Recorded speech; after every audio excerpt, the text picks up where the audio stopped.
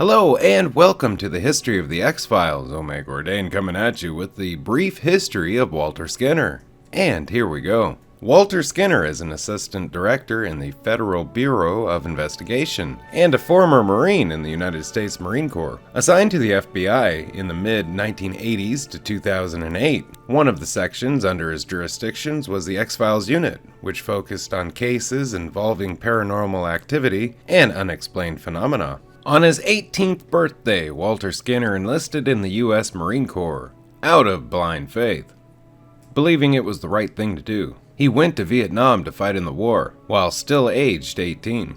3 weeks into his tour of duty, he shot and consequently killed a 10-year-old North Vietnamese boy who had walked into the camp covered with grenades. This incident caused him to lose faith in everything, not only in his country but in himself, and he began to believe that there was no point to anything anymore. Skinner survived the horrors of war by numbing himself with whatever was around, including drugs he inhaled.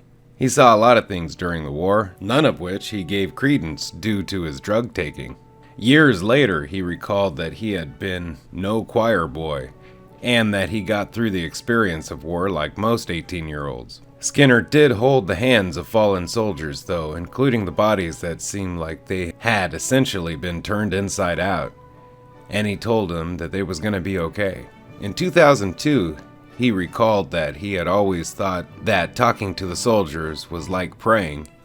Even if they can't hear, maybe God can. One night when he and his unit were on patrol, they were ambushed by the enemy in a thick jungle, and everyone fell, including Skinner. In the morning, other Marines arrived to put Skinner in a body bag. He awoke in a Saigon hospital 2 weeks later, the only survivor of the ambush. He was left with the assumption that the Marines who had placed him in the body bag had found a pulse before they had been presented with an opportunity to bury him. Skinner believed that while he had been lying in the thick jungle, he had looked down at his body from outside it. Apparently, he had initially failed to recognize his lifeless body, but he had watched the Viet Cong strip his uniform and take his weapon, while he had remained peaceful and unafraid, watching his dead friends and himself. He also believed that he had seen an old woman who had been with him, watching him as he watched himself, dying, while blood spilled from hundreds of different places in his body. According to Skinner, the experience had ended when the woman had lifted him up and carried him back,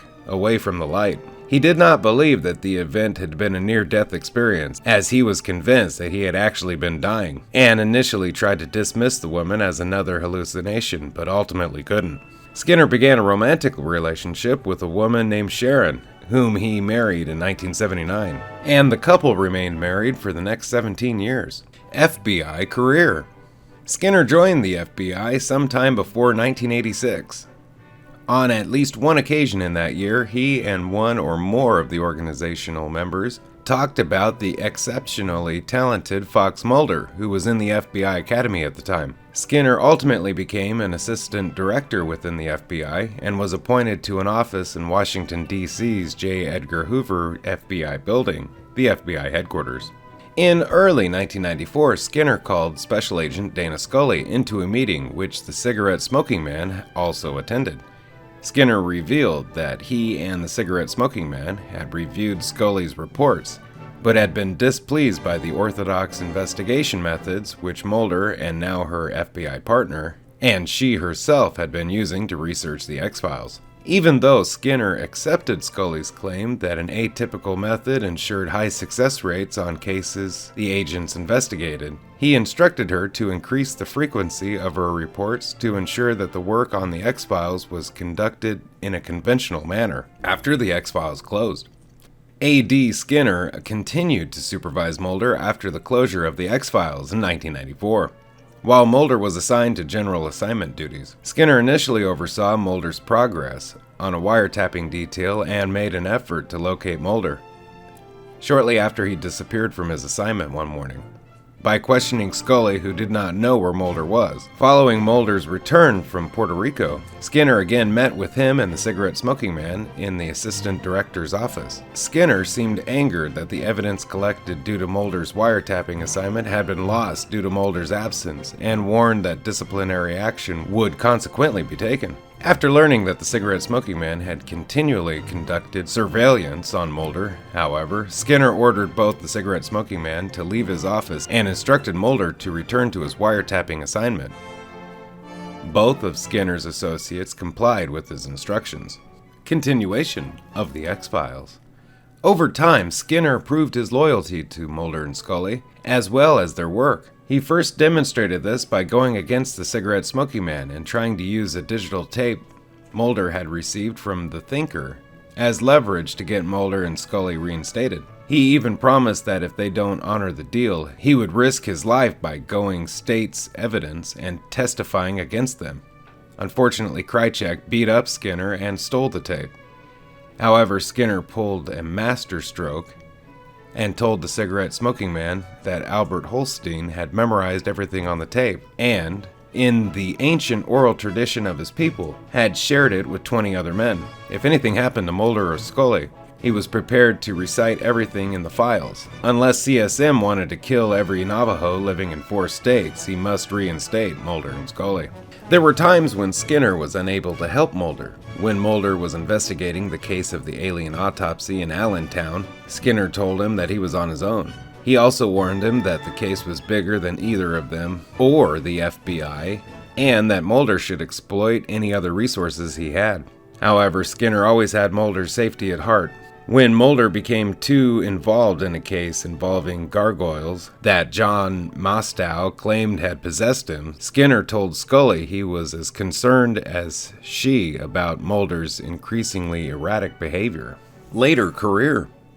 In 2008, Assistant Director Skinner was contacted by Dr. Scully to assist in determining Mulder's location after Mulder's disappearance. Skinner was instrumental in stopping an illegal organ transplant before saving Mulder from hypothermia. Skinner was still in his position at the FBI in 2016 and convinced Mulder and Scully to return to active duty on the X-Files. 6 weeks following the reopening of the X-Files, Scully suffered a seizure and was taken to the hospital, with Skinner heading there. He noticed blinking lights on her brain scan and deduced that it was a coded message which translates "Find him," which he believes is linked to Scully and Mulder's son, William. Mulder disbelieves this claim, however, Skinner pointed out that Mulder had believed more ludicrous things in the past. Later on, while getting into his car, ex-agent Monica Reyes put a gun to Skinner's head. However, he got the gun away from her and pointed it at her. The cigarette-smoking man then climbed into the car and offered Skinner a deal to survive his upcoming plans to wipe out their human race, in return for him helping to find Scully's son. Skinner became dismissive with the smoking man, not wanting any part of his deal, although the smoking man revealed that he ensured Scully was one of those that would survive the outbreak. After Monica left the car, the smoking man revealed the truth about William's father. The smoking man himself is the father, having used alien science many years ago to artificially impregnate Scully. After his shocking meeting with the smoking man, Skinner returned to the hospital after Scully had been attacked and ends up in a brief fight with Mulder, who accuses Skinner of covering up the truth. Having deduced he had met the smoking man due to the scent of cigarettes coming off him, Skinner advised Mulder to drop the matter and proceeded to leave.